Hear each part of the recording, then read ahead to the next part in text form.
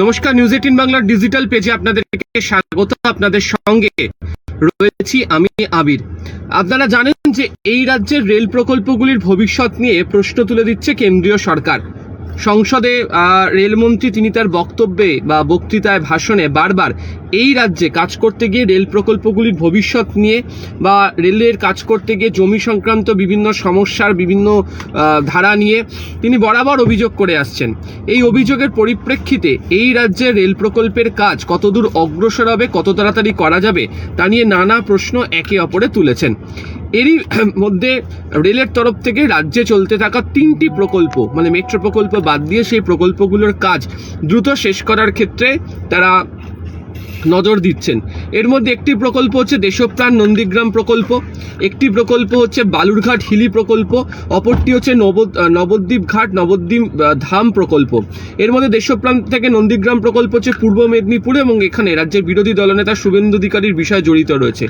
2 বালুরঘাট হিলি প্রকল্প, যেখানে হচ্ছে সুকান্ত মজুমদার বিজেপি রাজ্য সভাপতি কেন্দ্রীয় মন্ত্রী, সেখানকার বিষয় জড়িত রয়েছে। আর 3 নম্বর হচ্ছে নবদ্বীপ ঘাট নবদ্বীপ ধাম প্রকল্প। এক্ষেত্রে দাঁড়িয়ে বলা হচ্ছে বিজেপির রানাঘাট সাংগঠনিক জেলা, সেখানে ফল অত্যন্ত ভালো। সেই লোকসভা আসন তারা পেয়েছে, বিধানসভাতেও সেখানে তাদের ফল অত্যন্ত ভালো। এই জায়গার কতগুলি জায়গাতে এই 3টি প্রকল্পের ক্ষেত্রে তারা বিশেষ করে নজর দিচ্ছে যাতে 2026-এর আগে এই কাজটি শেষ করতে পারা যায়। এর মধ্যে দেশপ্রাণ নন্দীগ্রাম প্রকল্পে জমি দরকার হচ্ছে 78.51 একর, জমি মিলেছে মাত্র 12.55 হেক্টর। বালুরঘাট হিলি প্রকল্প, এক্ষেত্রে জমি দরকার 156.38 হেক্টর, জমি মিলেছে 95.12 হেক্টর। নবদ্বীপ ঘাট নবদ্বীপ ধাম প্রকল্প, এখানে জমি দরকার 106.71 হেক্টর, এখানে এখনো পর্যন্ত জমি মেলেনি। গত 3 বছরে আরো 102টি প্রকল্পের সমীক্ষা হলেও কাজ এগোতে পারা যায়নি। এই রাজ্যে মোট চালু প্রকল্পের সংখ্যা হচ্ছে 43টি। এর মধ্যে মোট বাজেট হচ্ছে 60,000 কোটি টাকা এবং এখনো পর্যন্ত খরচ হয়েছে 20,434 কোটি টাকা এবং এই সমস্ত কাজের জন্য মোট জমির প্রয়োজন হচ্ছে 4,093 হেক্টর। ব্যবস্থা মানে জমির ব্যবস্থা হচ্ছে মাত্র 1,086 হেক্টর। তো রেল চাইছে প্রকল্পগুলোর কাজ দ্রুত শেষ করতে এবং এই কাজগুলো করার ক্ষেত্রে অর্থের কোনো অভাব হবে না বলে তারা বলছেন এবং তাদের বক্তব্য এই প্রকল্পগুলোর কাজ যদি দ্রুত শেষ করতে পারা যায় তাহলে প্রচুর মানুষের সুবিধা হবে।